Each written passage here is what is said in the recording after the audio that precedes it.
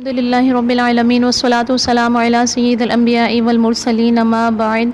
فاعوذ باللہ من الشیطان الرجیم بسم اللہ الرحمن الرحیم السلام علیکم ورحمۃ اللہ وبرکاتہ۔ پیارے بچوں، امید کرتی ہوں کہ آپ سب گھر پہ خیریت سے ہوں گے اور آپ لوگوں نے جو اسائنمنٹ وغیرہ دے کافی اچھے رسپونڈ دے۔ لیکن پیارے بچوں، ایک گزارش یہ ہے آپ لوگوں سے کہ جب ویڈیو دیکھیں تو کم از کم اس کو 2 بار تو دیکھ لیجئے تاکہ آپ کے دماغ میں وہ الفاظ راسخ ہو جائیں۔ ٹھیک ہے پیارے بچوں، امید کرتی ہوں کہ میری بات ضرور مانیں گے۔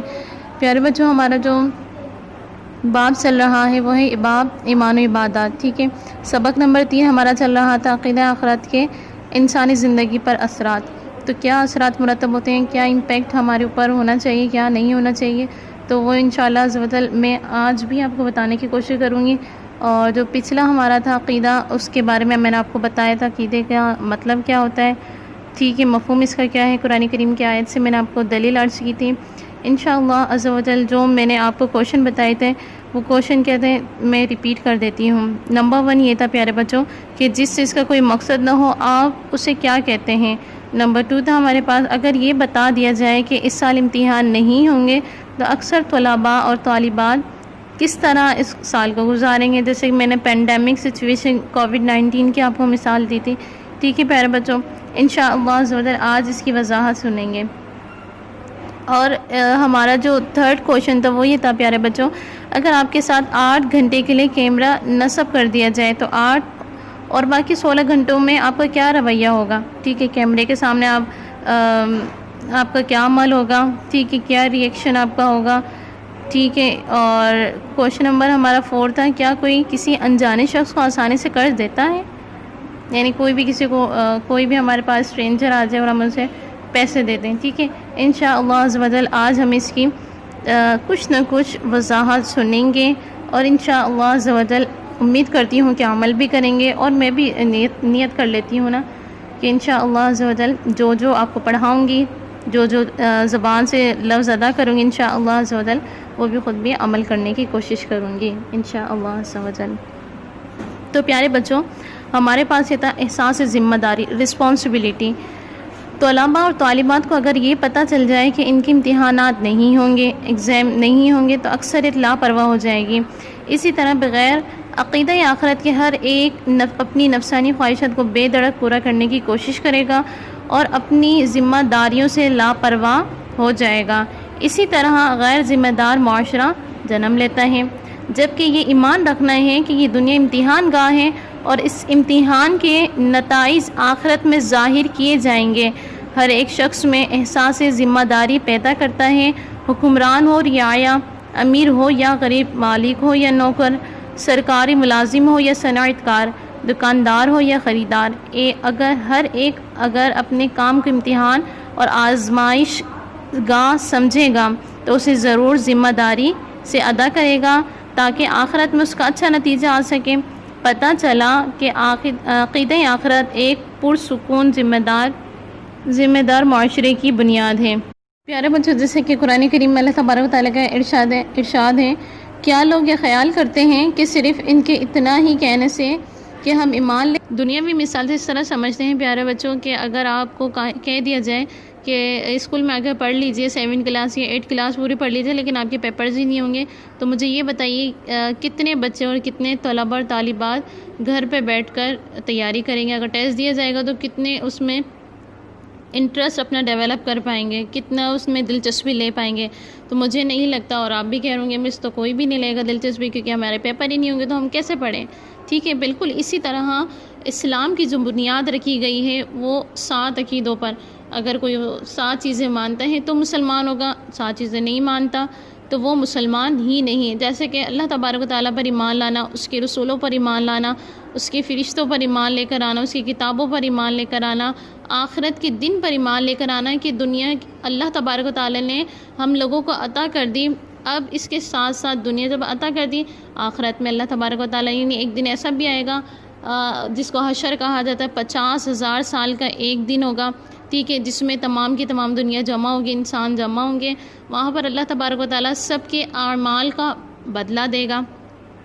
جس نے اس دنیا میں اچھے اعمال کیے ہوں گے تو اللہ تبارک و تعالیٰ اس کو داخل جنت کرے گا، ٹھیک ہے، جنت الفردوس میں اس کو اعلیٰ مقام عطا کرے گا، جیسے چاہے اللہ تبارک و تعالیٰ رتبے پر اس کو فائز فرمائے گا، حوض کوثر سے اس کو جام نوش فرمائے گا، ٹھیک ہے، جس کو چاہے اللہ تبارک و تعالیٰ اپنی زیارت کروائے گا، یہ تمام کی تمام چیزیں۔ لیکن جس نے برے اعمال کیے، اللہ تبارک و تعالیٰ کا انکار کیا، اللہ تبارک و تعالیٰ کے ساتھ کسی اور کی شیئرنگ کی، جیسے شرک کے بارے میں ہم نے پڑھا تھا نا کلاس 6 میں، اللہ تبارک و تعالیٰ کے ساتھ کسی کو شریک ٹھہرایا، ساجی قرار دیا، یہ تمام چیزیں اگر اللہ تبارک و تعالیٰ کی نافرمانیاں اس نے دنیا میں خوب رچ کر کی ہیں، ٹھیک ہے، خوب اللہ تبارک و تعالیٰ کی نافرمانیاں کر کے گیا ہے، شرک بھی اس نے کیے ہیں، کفر بھی اس نے کیے ہیں، تو اللہ تبارک و تعالیٰ ایسے انسان کو کیا کرے گا، دوزخ کے قریب اس کو کر دیا جائے گا اور اس کی پیشانی کھینچتے ہوئے فرشتے دوزخ میں ڈال دیں گے۔ تو بالناصیاتی کا لفظ خود قرآن کریم میں موجود ہے کہ اس کو فرشتے اس کی پیشانی کو کھینچتے ہوئے جہنم میں ڈال دیں گے۔ تو یہ تمام چیزیں ہمیں احساس، اگر ہمارے پاس یہ تمام احساس ذمہ داری کے لیے دیا گیا ہے، عقیدہ آخرت کیا، آخرت کا عقیدہ اگر ہمارے پاس ہے تو انشاءاللہ عز و جل ہم احساس ذمہ داری ہمارے پاس ہوگی۔ جب احساس ذمہ داری ہے تو انشاءاللہ عز و جل ایک کامیاب انسان بھی بن جائیں گے، جو اللہ تبارک و تعالیٰ چاہتا ہے ویسے انسان۔ اسی طرح تقوی اور پرہیزگاری پر آ جائیے پیارے بچوں۔ اگر کسی کے ساتھ، پہلے تو یہ دیکھ لیجئے تقوی اور پرہیزگاری، تقوی کا مطلب ہوتا ہے بچنا، پرہیزگاری وہی چیز ہے۔ اگر کسی کے ساتھ 8 گھنٹے کے لیے کیمرہ نصب کر دیا جائے تو یقیناً وہ 8 گھنٹے کمال احتیاط اور تکلف سے گزارے گا، کوئی ایسا کام نہیں کرے گا جو شرمندگی کا باعث بن سکتا ہے۔ اگر اسی طرح یہ یقین رکھا جائے کہ ہمارا ہر عمل ریکارڈ کیا جا رہا ہے تو آخرت میں ہمیں کیا دکھایا جائے گا، تو اس یقین کے ذریعے ہم برے کاموں سے بچ سکتے ہیں۔ تو پیارے بچے، اس میں صرف بہت آسان سا یہ ہے کہ اگر کیمرہ نصب کر دیا جائے 8 گھنٹے کے لیے تو ہمارا عمل کیا ہوگا، اور اگر کیمرہ ہٹا لیا جائے تو ہمارا ریئیکشن کیا ہوگا، ٹھیک ہے۔ کہ آپ تو ہمیں یہ یاد رکھنا چاہیے اللہ تبارک و تعالیٰ نے ہمارے ساتھ 2 ہمزاد پیدا کیے ہیں۔ ہمزاد یعنی جب ایک بچہ پیدا ہوتا ہے تو اس کے ساتھ ایک کافر اور ایک مسلمان فرشتہ اللہ تبارک و تعالیٰ پیدا کرتا ہے، ایک یعنی ایک اس کے ساتھ جن ہوتا ہے، ہمزاد بہرحال اسے کہا جاتا ہے۔ تو ہمزاد اس کے ساتھ ہوتے ہیں، ایک نیکی کی طرف اس کو کھینچتا ہے تو ایک برائی کی طرف اس کو کھینچتا ہے۔ تو اور کرامن کاتبین بھی، ٹھیک ہے، کرامن کاتبین کا پیارے بچوں مطلب یہ کہ ہم جو بھی عمل کر رہے ہیں وہ ہمارا ریکارڈ کیا جا رہا ہے، لکھا جا رہا ہے۔ تو ظاہر نصیب ہمیں ہر ہمارا پل ایسا ہو کہ ہمارے سامنے یہ ہو کہ نہیں، اگر میں اپنی امی کی نافرمانی کروں گا، اپنی امی سے اونچی آواز میں بات کروں گا، یا اپنی بڑے بہن بھائی سے برے الفاظ میں باتیں کروں گا، تیز آواز سے باتیں کروں گا، تو کرامن کاتبین تو لکھ لیں گے، ٹھیک ہے۔ اور بروز قیامت کیا ہوگا، تمام کی تمام کائنات اس روئے خطہ پر جمع ہوگی، محشر میں جمع ہوگی، اور پھر اللہ تبارک و تعالیٰ کا کہا چکے ہیں اللہ تبارک و تعالیٰ، تو وہاں تمام کے تمام اعمال کھولے جائیں گے۔ تو ہم تو یہ نہیں چاہتے کہ ہماری میں نے اگر برا کام کر لیا، چھپ کر کیا میں نے، ٹھیک ہے، تو اس سے بھی اللہ تبارک و تعالیٰ کی پردہ پوشی کا ہم سوال کرتے ہیں، میرے مالک ہم نے برا کام کر دیا، یہ برائی کر دی۔ اگر ایسے لوگ جو مجھ سے محبت کرتے ہیں، ٹھیک ہے، اگر باہر والوں کو پتہ چلا کہ نا میں تو یہ کام کرتی ہوں، یہ کام کرتا ہوں، تو ظاہر سی بات ہے پیارے بچوں شرمندگی کا باعث ہے۔ تو کیوں نہ ہماری زندگی ایسی ہو جائے کہ گویا کہ ہماری زندگی میں کیمرہ نصب کیا ہوا ہے، ٹھیک ہے، کہ اللہ تبارک و تعالیٰ ہمیشہ میں دیکھ رہا ہے، بھلے ہم کہیں پر بھی چلے جائیں، کہیں باکس میں بھی بند ہو جائیں، پھر بھی اللہ تبارک و تعالیٰ کی نظروں سے اوجھل نہیں ہے، ٹھیک ہے۔ اسی طرح پیارے بچوں قرآن کریم میں اللہ تبارک و تعالیٰ فرماتا ہے یومئذ یصدر الناس اشتاتا لیروا اعمالهم فمن يعمل مثقال ذرة خیرا یرہ ومن يعمل مثقال ذرة شرا یرہ۔ سورہ زلزال کی آیت نمبر 6 اور 8 میں نے یہ پڑھ کر آپ سے عرض کی۔ ترجمہ اس کا یہ ہے پیارے بچوں، اس دن لوگ مختلف گروہ بن کر جدا جدا حالتوں کے ساتھ نکلیں گے تاکہ انہیں ان کے اعمال دکھائے جائیں، تو جس نے ذرہ برابر بھی نیکی کی ہوگی وہ اسے دیکھ لے گا، اللہ تبارک و تعالیٰ پڑھ کر سنا دے گا، فرشتے اس کو پڑھ کر سنا دیں گے، اور جس نے ذرہ برابر بھی برائی کی ہوگی نا، تو پیارے بچوں بروز قیامت وہ اسے دیکھے گا۔ یہ جیسے کہ میں نے آپ کو عرض کی سے پہلے۔ اب معاشی اور خوشحالی، اس سے کیا مراد ہے؟ کوئی بھی کسی انجانے شخص کو قرض نہیں دیتا، اس لیے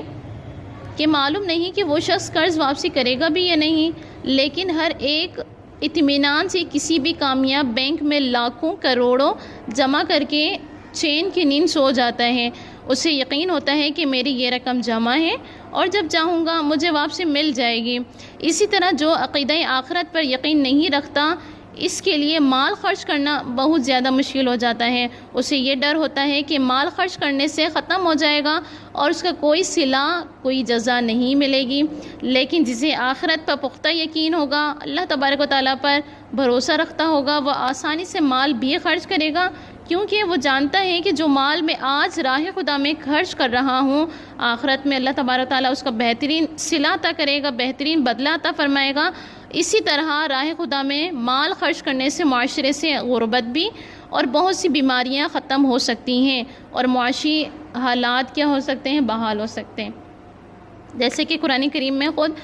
مال خرچ کرنے، اللہ تبارک و تعالیٰ نے ہمیں پیسے دیے تو اگر اس کی راہ میں خرچ کر دیں گے اسی کے بندوں پر، تو ہمارے مال میں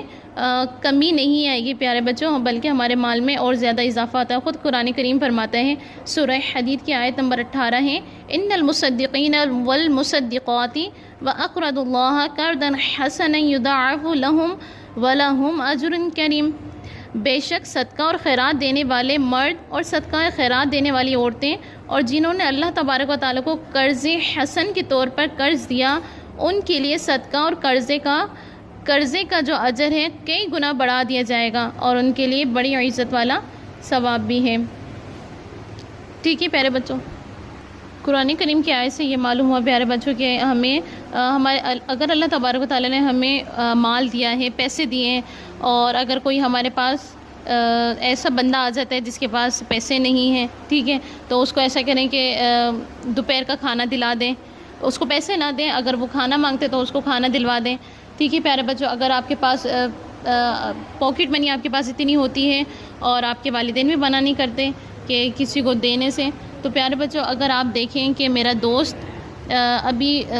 لنچ کے لیے پیسے نہیں لے کر آیا، ٹھیک ہے، اس کے پاس پیسے نہیں ہوتے، یا پھر دوسرے جو بچے ہوتے ہیں ان کے پاس پیسے نہ ہوں، تو ہمیں چاہیے کہ اپنی پاکٹ منی سے ان کی مدد۔ پیارے بچوں آج تک کے لیے اتنا ہی، اور اس کا اسائنمنٹ آپ اسکول سے لے کے جائیں اور مجھے چیک کروائیے، ٹھیک ہے نا۔ اپنا بہت سا خیال رکھیے گا۔ السلام علیکم ورحمۃ اللہ وبرکاتہ۔